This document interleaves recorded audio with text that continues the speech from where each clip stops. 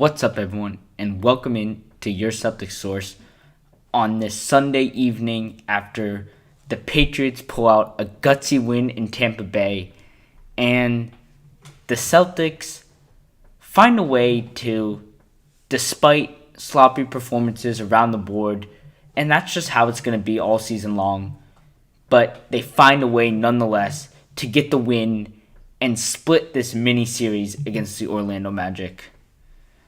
The final score 111-107 after a Jordan Walsh basically huge three, the Dagger, to seal the deal. And we'll talk about that later on. But I think we got to start with,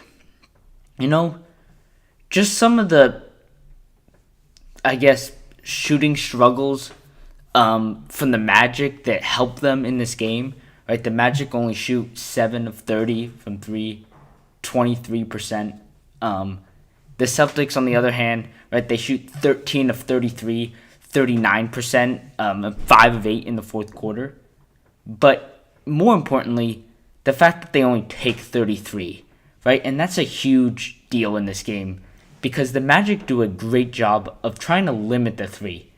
They leave the paint open and they force players to take these, contested shots and bad threes. And in that game on Friday, the Celtics sort of fell into that trap where they were just chucking up threes and really not seeing that the Magic were leaving the paint open and allowing the Celtics to get in there if they chose to. But those threes that they were taking were just heavily contested and basically very slim chances of going in on any one of those shots. And so it was great to see that the Celtics realized that in this game and were able to get into the paint, specifically Jaylen Brown, some big buckets from Luka Garza down the stretch after Kata fouled out. We'll talk about that.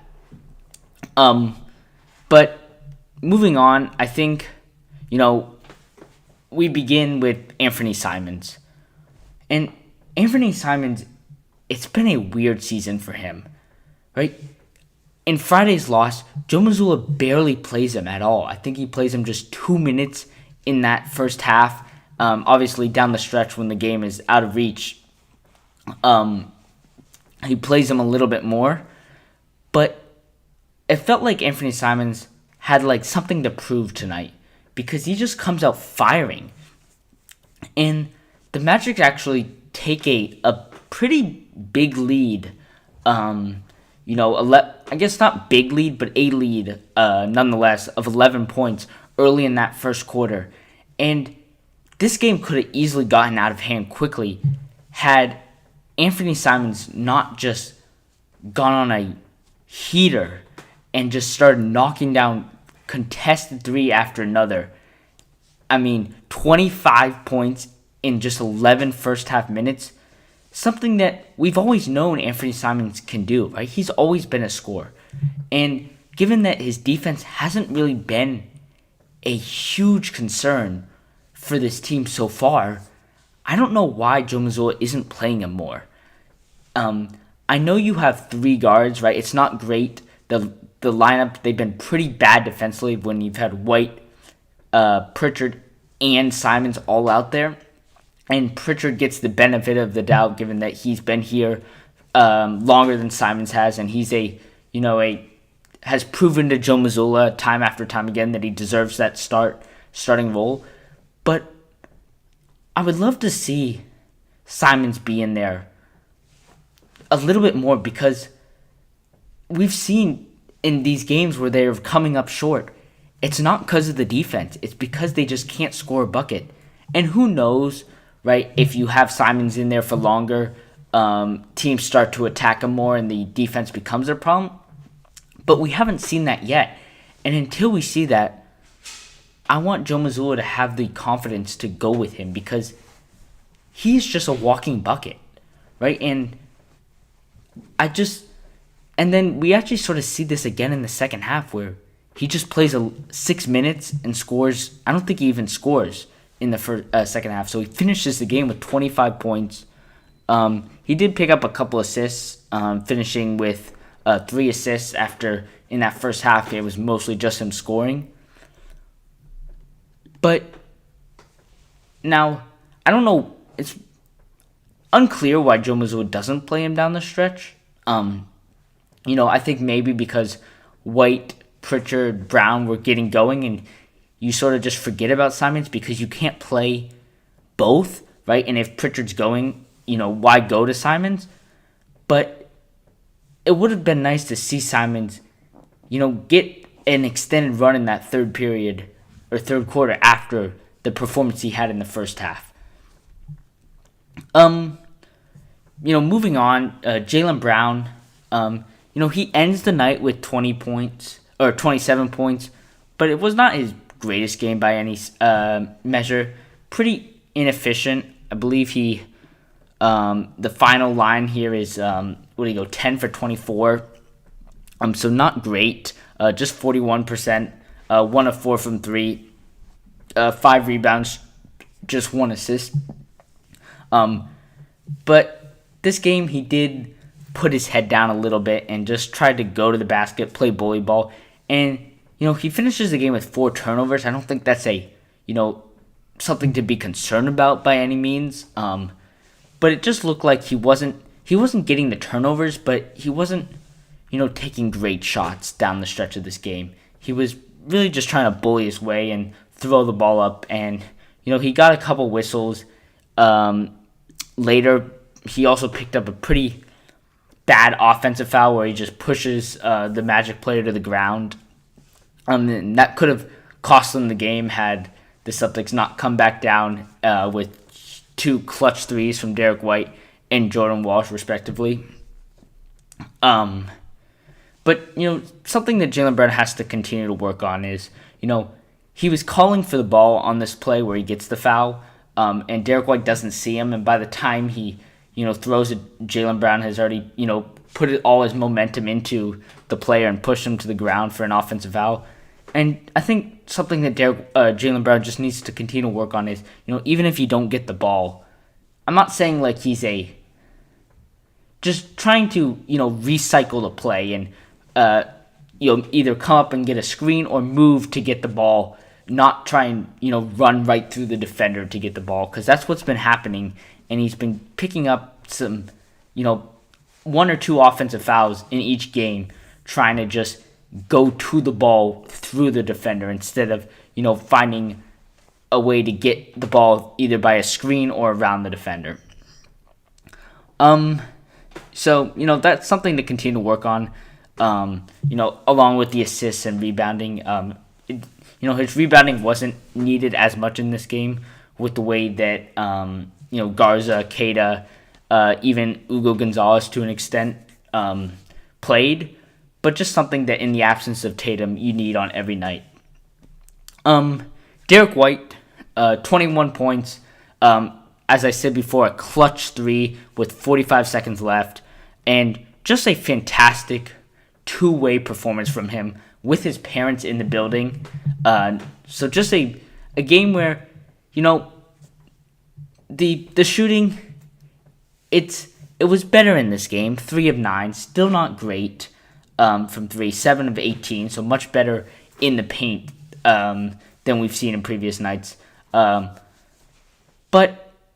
we know Derrick White brings so much more than just the shooting, and it showed in this game. The steals, he had 3 steals in this game. He had a couple shots that are not going to go down in the box score, but just contesting shots and making it hard for the Magic players to score.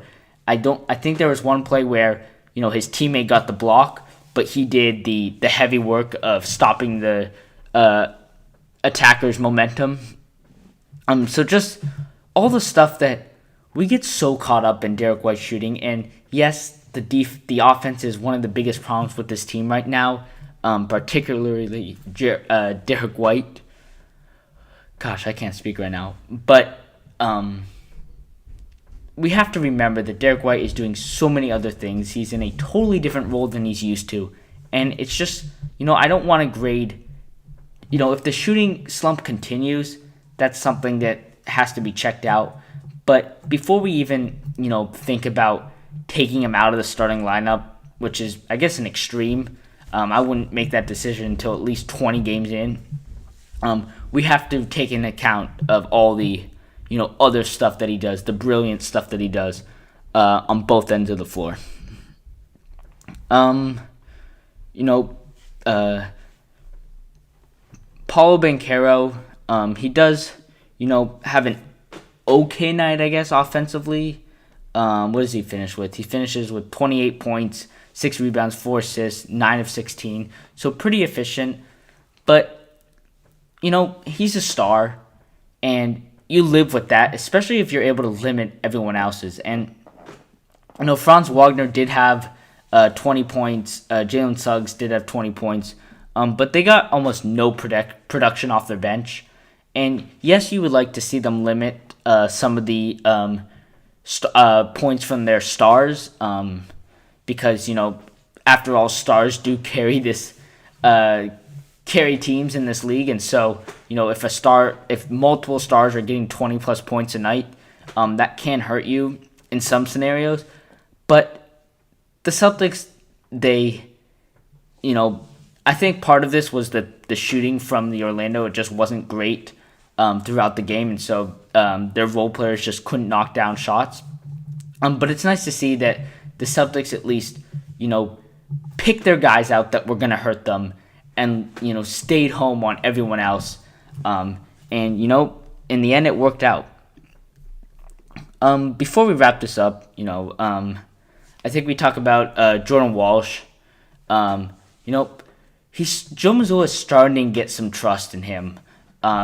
Especially because he plays him in the closing minutes of this game, which is, pretty surprising given his inconsistent shooting. But he hits a massive dagger 3 with 13 seconds left on really a messed up play, I think. Pritchard, it was a pretty risky move by Pritchard, I think. Pritchard, he gets around his defender and he has a pretty clear mid-range look. And he decides to kick it out to Jordan Walsh. I think, more times than not, I'd take that mid-range shot if you're Peyton Pritchard, just because of how inconsistent Jordan Walsh can be at times. But Jordan Walsh proved that, he's going to get minutes. He at least deserves minutes. He knocks down 2 of 3 in this game from 3. And, if he had knocked down 1 of 3 or went 0 of 3, we're talking about a totally different, not outcome, but, in terms of Jordan Walsh's playing time, a totally different opinion on whether he should play or not. But if he comes in, he does his job defensively, gets rebounds, which, we need from him given his size and the position that he's playing. But he comes in and he then knocks down 2 of 3. He's going to continue to get looks. And Jordan Walsh, it's such a hard, decision for Joe Mazzulla, because at one point you want to play the guy because I don't know if he's your future per se, but he is one of the guys that you're trying to evaluate whether he can be on this team next year or in the coming years when they are contending for championships. And so Joe Mazzulla is hard-pressed to find time with, his inconsistencies and his struggles at times. And, I think it'd be nice to see him play well. And play well. I don't want to see Joe Mazzulla just putting him on the court just so he... I know they're not tanking, but I don't want to see Joe Mazzulla just put him on the court just to play him. I want him to see him deserve his minutes. And, with a game like this tonight, he definitely did.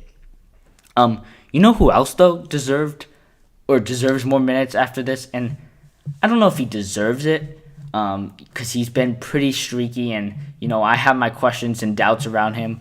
But he had a fantastic performance in this game, and that is Luka Garza, right? Just the spark off the bench, 16 points, 8 rebounds in just 17 minutes, right? Playing physical, being impactful on the boards, and then catching lobs, right? And he was just incredible after Neemias Queta fouled out, right? And, he has, Garza's one of those players who barely played for Minnesota, and he comes into this team and he hasn't gotten a run yet with where the Celtics, Joe Mazzulla has been going small when Queta has been out of the lineup. He's been hesitant to play Luka Garza, given his liabilities on both ends of the floor at sometimes. But I thought he was great. Being I think he had a great block on Paulo Banchero towards the end of the game. He didn't pick up any unnecessary fouls, and just in a key stretch of the game, the last 4 minutes after Queta fouls out, and it's a 5-point game, right? Crunch time here. Garza comes in and he stands on business. So I don't know if he deserves more time because of this, but it's nice to know that I guess against some matchups, maybe he can be solid, because you need someone, because you can't go small every time Queta comes out of the lineup, because there are teams that are just gonna play with as the Rockets did, guys that are all above 6'5", and so you can't go small every single time Queta takes a rest or he fouls out, because there's gonna be more games where Queta fouls out this season. I can tell you that. It's better, but there are some games where he just picks up, I wouldn't say unnecessary fouls. A lot of them are necessary fouls, or true fouls. They're not like sloppy or anything, but there are just some games where Queta's just being outworked, outmatched, and he fouls out of the game. And so it's nice to see that for a little stint, if you're okay with the offense being pretty poor for those couple minutes, Garza can come in and play well defensively. But yeah, we'll wrap it up here.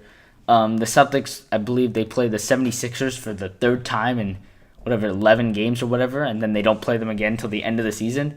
But they'll play them Tuesday. We will have another live post-game show right after the game. As for this game, it's not the cleanest win, but solid execution in clutch time, which we've been looking to see. Right, the game against the Magic last Friday, the Jazz game, both games and the Sixers game to start the season, all games that were decided in clutch time, and so it's nice to see that they're improving on that. Simons, his reduced second half minutes still remain confusing, and White's baffling percentages to start the season, just don't seem to find a way, work themselves out. But nonetheless, Celtics get the win, 111-107. They improved to 4-5. Nope, 5-6 on the season. There we go, 5-6 on the season. Staying around 500. And yeah, follow on social media. And until next time, go Celtics.